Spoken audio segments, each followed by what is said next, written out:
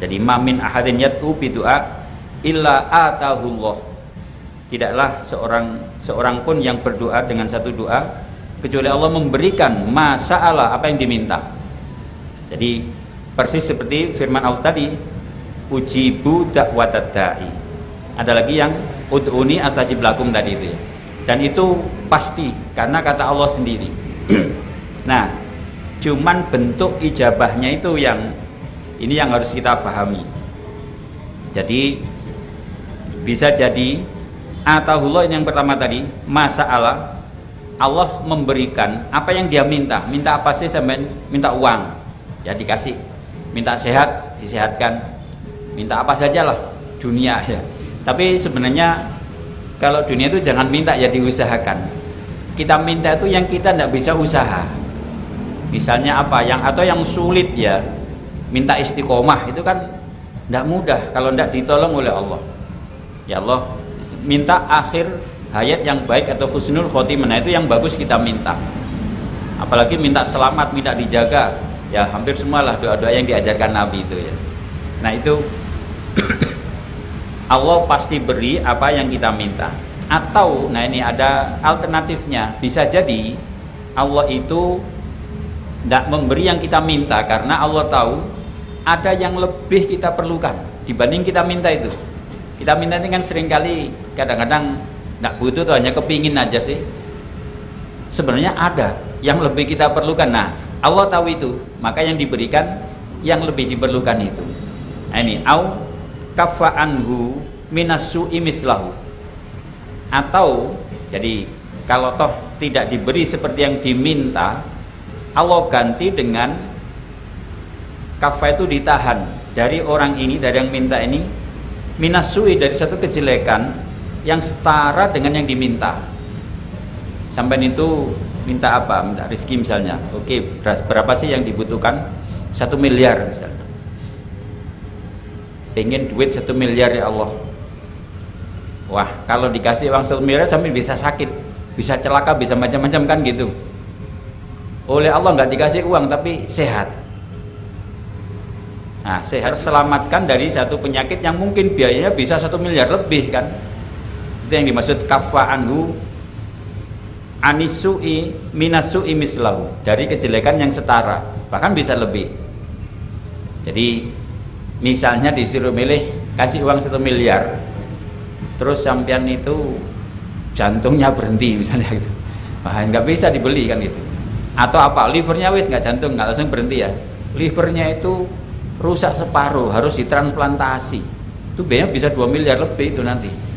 Nah jadi yang diberikan Allah tidak selalu yang kita minta. Nah ini yang penting. Jadi ini supaya kita tidak mudah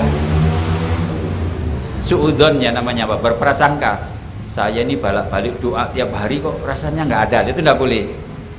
Bisa jadi yang diberikan Allah itu bentuk lain yang memang itu yang kita perlukan sekarang. Kita diberi sehat terjaga ini kan nggak bisa dihargai. Maka nanti ada doa, mungkin ada ya, yang kita doa terbaik itu yang minta dijaga, minta sehat gitu ternyata. Kalau minta uang belum tentu sehat sampean. Pilih mana, uang apa sehat misalnya gitu. Coba tanya orang sakit, udahlah kalau perlu rumah saya jual, banyak begitu loh pasien itu kan, yang penting sehat dok. Saya ini gurunya dokter, nanti kalau ngajari mahasiswa itu nanti pasienmu, keluargamu itu ada yang begitu. Nah ini ada aspek bioetik ya, itu ada menarik sekali kajian-kajian bioetika kedokteran ya. Jadi sudah lama kalau di negara-negara maju itu orang sakit harus dirawat dengan instalasi yang canggih tapi berbiaya mahal, itu apa perlu? Ini dokter harus sungguh punya ini ya, punya etika.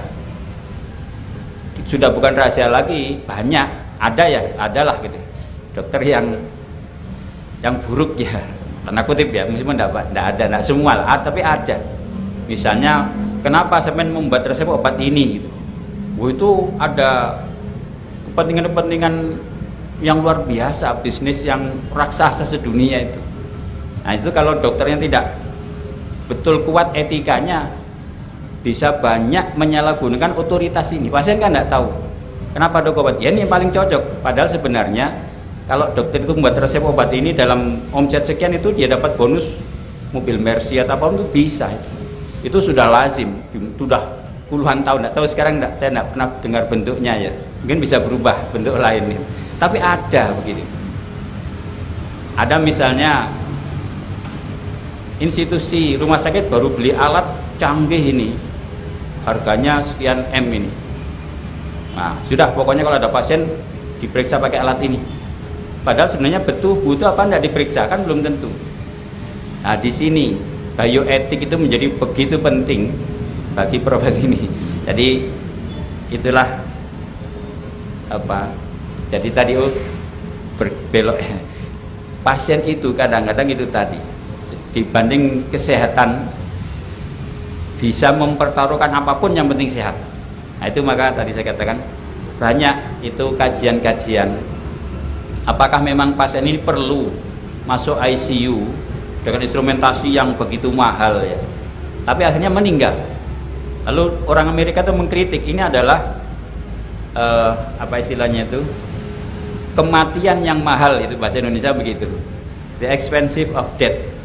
Jadi mati aja kok harus bayar puluhan juta ya gitu kan. Nah, ya memang dokter itu bukan penentu ya, tidak boleh, tapi memang harus berikhtiar maksimal.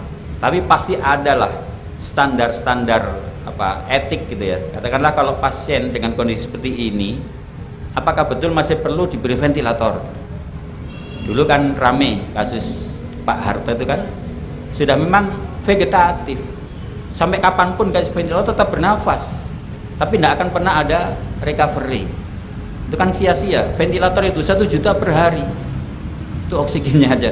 Loh, bayangkan itu kan, lah kalau seminggu, kalau sebulan ya, itu sudah tahun 2013 itu banyak artikel tentang itu. Jadi the expensive of death itu orang Amerika sudah lama rame itu. Nah, di sini mungkin masih baru nggak tahu ada apa enggak. Jadi maka keputusan seorang dokter itu menjadi sangat menentukan ya nasib pasien ini. Apakah nasib kesehatannya atau nasib ekonominya itu juga ditentukan oleh dokter. Makanya lalu dokter itu harus holistik bahasa kita ya. Jadi mesti bisa mempertimbangkan berbagai aspek dalam keputusan mediknya. Bukan sekedar wes ini enggak begitu. Itu ketika dokter melihat pasien tuh banyak sekali yang terfikir oleh dokter itu. Kalau saya kasih obat ini kira-kira bagaimana implikasinya, efek sampingnya, orangnya bisa beli apa tidak, itu sudah jadi bahan pertimbangan. Jadi itu kebetulan saya di bidang bioetik ya, jadi agak banyak kursus-kursus di bidang itu. Jadi banyak pasien itu seperti itu, kadang-kadang dibanding apapun yang dipunya pasti milih sehat. Nah, maka tadi nanti atau doa yang paling utama itu minta sehat, minta dijaga ya, oleh Allah. Itu maka bisa jadi doa-doa kita itu tidak diberikan Allah seperti yang kita minta, tapi diberi bentuk lain, yaitu dihindarkan dari hal buruk yang nilainya bisa sama atau bahkan lebih dari yang kita minta. Jadi jangan pernah merasa doa kita ditolak, enggak. Sudah pasti diberi oleh Allah. Tapi ada satu lagi di sini tidak ada ya, yaitu yang ketiga. Jadi ada 3 alternatif ijabatut ini, dulu mungkin sudah pernah kami sampaikan ya. Diberikan nanti di akhirat. Jadi di dunia tidak diberikan, juga tidak diberi seperti yang diminta, tidak dihindarkan dari hal buruk, tetap mengalami hal buruk juga gitu.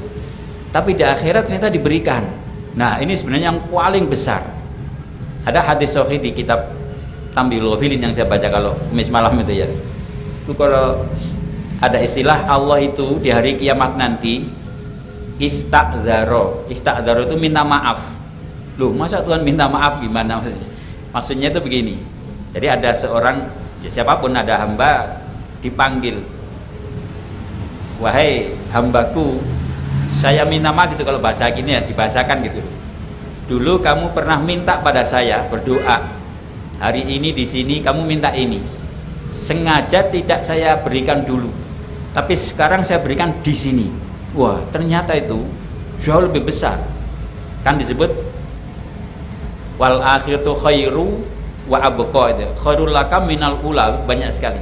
Jauh lebih baik ketika doa itu diberikan di akhirat. Ternyata orang ini menyesal, wah Tuhan tahu gini Dulu semua doa saya jangan dikasih di dunia gitu. Kalau kita sekarang kan minta sekarang untuk maunya ya Allah minta lulus sekarang, sehat sekarang kan gitu. Kalau dikasih semua itu paling remeh sebenarnya. Nah ini tadi, kalau atahullah masa'ala itu yang paling kecil. Minta apa? Duit. Alah duit gitu. Orang kafir juga dikasih duit gitu, kalau sekedar duit. Tapi berkahnya duit, nah itu yang tidak semua orang kan gitu. Maka mintalah barokahnya kan itu. Barokahnya rizki. Manfaatnya tadi, manfaatnya rizki, manfaatnya apapun itu. Itu mintalah yang kita sendiri sulit atau tidak mungkin berusaha, itu yang kita minta. Tapi kalau bisa ya usaha tentunya ya. Nah, itu yang dimaksudkan ajaran ini.